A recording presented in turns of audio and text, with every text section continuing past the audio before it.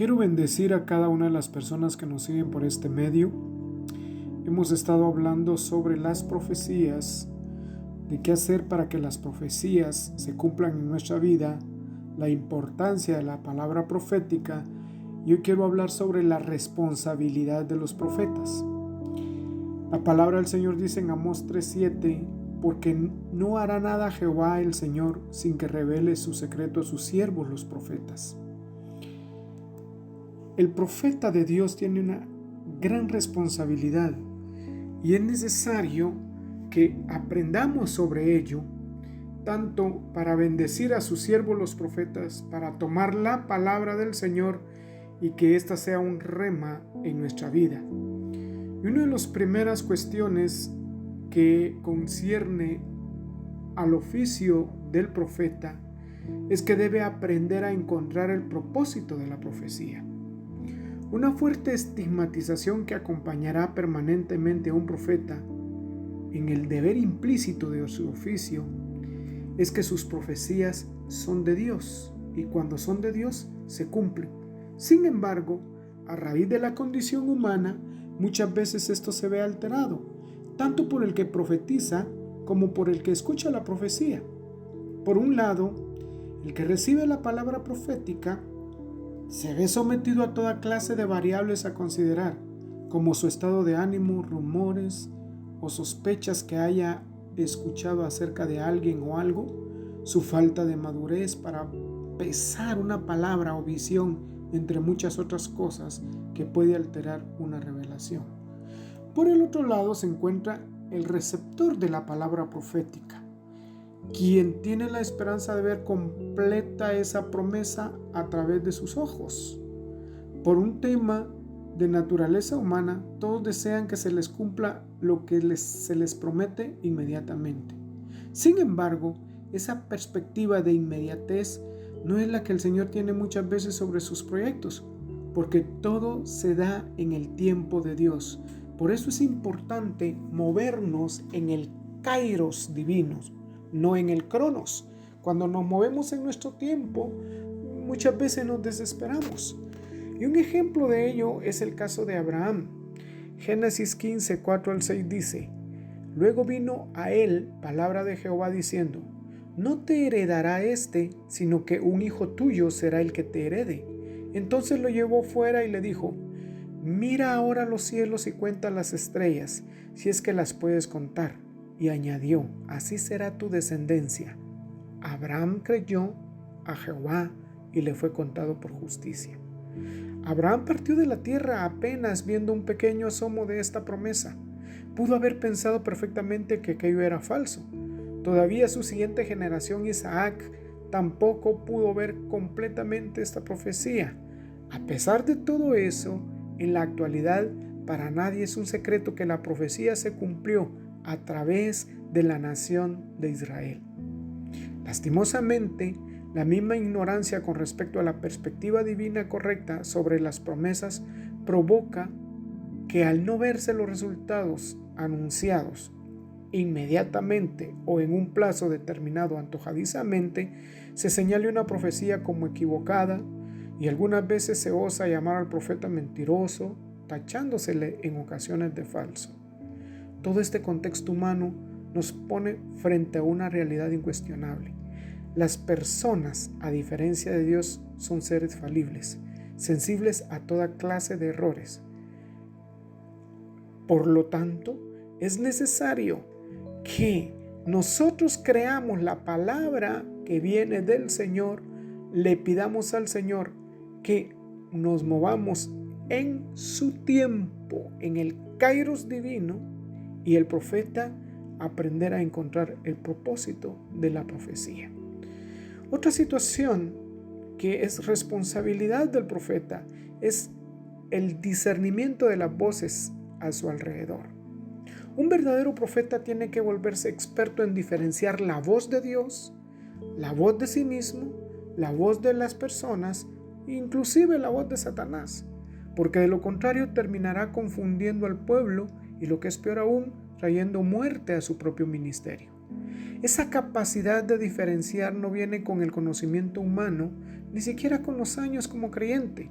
Solo se adquiere con una verdadera vida de íntima comunión con Dios. Es importante que un profeta aprenda a conocer primero la voz del Altísimo para luego saber desechar el resto de voces a su alrededor. Un vivo ejemplo de lo anterior fue un profeta de la antigüedad que se le apareció al rey Jeroboam para desatarle el juicio divino por causa de su pecado, pero a la vez también recibió la orden del Señor de no volver por el camino que había llegado ni compartir nada con aquel rey. En 1 Reyes 13, 8 al 10 nos lo revela. Pero el hombre de Dios respondió al rey: aunque me dieras la mitad de tu casa, no iría contigo, ni comería pan ni bebería agua en este lugar, porque así me está ordenado por mandato de Jehová, que me ha dicho: no comas pan ni bebas agua, ni regreses por el mismo camino. Regresó pues por otro camino y no volvió por el camino por donde había ido a Betel. La historia de aquel profeta llegó a oídos de otro profeta experimentado en la ciudad, quien por una razón desconocida fue al encuentro de este profeta que le había hablado a Jeroboam. Primera Reyes 13, 14 al 22 dice: se fue tras el hombre de Dios y lo encontró sentado debajo de una encina. ¿Eres tú el hombre de Dios que vino de Judá?, le preguntó. Yo soy, le respondió él. Ven conmigo a casa y come algo, le dijo entonces. Pero él respondió: no podré volver contigo, ni iré contigo, ni tampoco comeré pan, ni beberé agua contigo en este lugar, porque por mandato de Dios me ha sido dicho: no comas pan ni bebas agua allí, ni regreses por el mismo camino. El otro le dijo mintiendo: yo también soy profeta como tú, y un ángel me ha hablado por mandato de Jehová diciendo: tráele contigo a tu casa para que coma pan y beba agua. Entonces regresó con él y comió pan y bebió agua en su casa. Cuando estaban sentados a la mesa, aconteció que Jehová habló al profeta que lo había hecho volver, el cual clamó al hombre de Dios que había venido de Judá diciendo: así dijo Jehová: por cuanto has sido rebelde al mandato de Jehová y no guardaste el mandamiento que Jehová tu Dios te había prescrito, sino que volviste y comiste pan y bebiste agua en el lugar donde Jehová te había dicho que no comieres pan ni bebierais agua, no entrará tu cuerpo en el sepulcro de tus padres. El final de este profeta que fue enviado a Jeroboam fue trágico. A pesar de que la palabra que traía venía de Dios, su incapacidad de discernir entre las voces a su alrededor terminó acabando con su ministerio. Un verdadero profeta debe aprender a vivir por causa de la palabra del Señor y estar dispuesto a darlo todo por ella. Debe desarrollar el discernimiento de alto grado, porque de esta habilidad dependerá su propia vida. Al momento de tomar decisiones, estas no pueden ser consecuencia de sus emociones o de la presión a su alrededor, sino por causa de lo que el Eterno le ha dicho. Y un tercer aspecto es el conocimiento de los tiempos. Un profeta maduro no solo aprende a decir lo que ve a través de sus sueños y visiones, o lo que percibe del Espíritu Santo.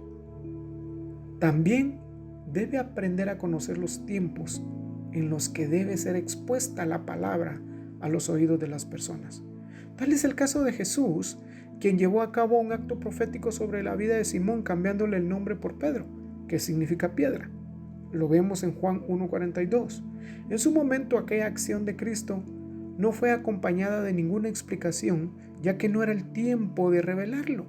Jesús como profeta pudo ampliarle el panorama a Pedro hasta que su nivel de revelación llegó al punto suficiente para recibir el resto de la profecía que se le debía de dar a conocer. Mateo 16, 15 al 19 nos lo explica. Él les preguntó: ¿y vosotros, quién decís que soy yo? Respondiendo Simón Pedro, dijo: tú eres el Cristo, el Hijo del Dios viviente. Entonces le respondió Jesús: bienaventurado eres, Simón, hijo de Jonás, porque no te lo reveló carne ni sangre, sino mi Padre que está en los cielos. Y yo también te digo que tú eres Pedro, y sobre esta roca edificaré mi iglesia, y las puertas del Hades no la dominarán. y a ti te daré las llaves del reino de los cielos. Todo lo que ates en la tierra será atado en los cielos, y todo lo que desates en la tierra será desatado en los cielos. Solo hasta que Simón, quien ahora se llamaba Pedro, estuvo preparado espiritualmente para recibir la palabra, fue que Jesús le expuso por qué le había cambiado el nombre. El profeta, sobre todos los profetas, no solo conoció la profecía que debía ser confesada, también aprendió a reconocer los tiempos oportunos para exponerla. Y un cuarto aspecto es la catalización de sueños o visiones proféticas. Una forma a través de la cual Dios expresa la palabra a los profetas para que sea revelada a las personas es mediante sueños o visiones que les son compartidos. Número 12:6 dice: y Jehová les dijo: oíd ahora mis palabras. Cuando haya entre vosotros un profeta de Jehová, me apareceré a él en visión, en sueños le hablaré. Un profeta tiene que volverse experto en identificar las características que posee un sueño profético para distinguirlo de un sueño cualquiera. Jeremías 23, 25 al 29 nos lo explica. Yo he oído lo que aquellos profetas dijeron, profetizando mentira en mi nombre. Soñé. ¿Hasta cuándo estará esto en el corazón de los profetas que profetizan mentira, que profetizan el engaño de su corazón? Con los sueños que cada uno cuenta a su compañero, pretenden hacer que mi pueblo se olvide de mi nombre, del mismo modo que sus padres se olvidaron de mi nombre a causa de Baal. El profeta que tenga un sueño, que cuente el sueño, y aquel a quien vaya mi palabra, que cuente mi palabra verdadera. ¿Qué tiene que ver la paja con el trigo? Dice Jehová. ¿No es mi palabra como un fuego? Dice Jehová, y como un martillo que quebranta la piedra. Es necesario entonces que cuando el profeta tiene sueños y visiones, las sepa discernir, que éstas vengan del Señor. Y luego, un quinto aspecto es confirmación de la profecía. Anteriormente les hablaba que la condición humana puede llevarnos a alterar o no interpretar bien la palabra del Señor. Y debido a esa condición humana, tanto los profetas como quienes reciben la palabra profética deben buscar la confirmación del mensaje específico para tener certeza absoluta. Un ejemplo que ayuda a ilustrar perfectamente este aspecto es la vida de Pablo, quien fue visitado por un profeta, por el profeta Ágabo. Hechos 21, 10 al 13 nos lo explica. Mientras nosotros permanecíamos allí algunos días, descendió de Judea un profeta llamado Ágabo, quien viniendo a vernos, tomó el cinto de Pablo, se ató los pies y las manos y dijo: esto dice el Espíritu Santo, así atarán los judíos en Jerusalén al hombre de quien es este cinto, y lo entregarán en manos de los gentiles. Al oír esto, le rogamos nosotros y los de aquel lugar que no subiera a Jerusalén. Pero Pablo respondió: ¿qué hacéis llorando y quebrantándome el corazón? Pues yo estoy dispuesto no solo a ser atado, sino también a morir en Jerusalén por el nombre del Señor Jesús. Pablo, curiosamente, nunca cuestiona este mensaje del profeta. Aunque era una profecía que iba en contra de su propia integridad, no hizo ningún aspaviento adverso. Por el contrario, el resto de creyentes creyó el mensaje como fidedigno y le pidieron que no se continuara su ruta. Al leer este texto aisladamente, sin leer el contexto, se podría cometer el error de pensar que todo lo que diga un profeta debe ser aceptado cual viene, sin importar si es negativo o positivo. La tergiversación de un texto como este, junto a tantos otros, podría llevar a los creyentes a caer en una situación de aceptar enfermedades, pobrezas, divorcios o muertes sin que sea eso necesariamente la voluntad divina. Aunque en apariencia el apóstol Pablo y el pueblo de Dios fue receptivo al mensaje, y no fue en apariencia, sino sí fueron receptivos al mensaje, hay una parte de la historia que debemos de ver el contexto, porque esto nos ayuda a comprender esa palabra.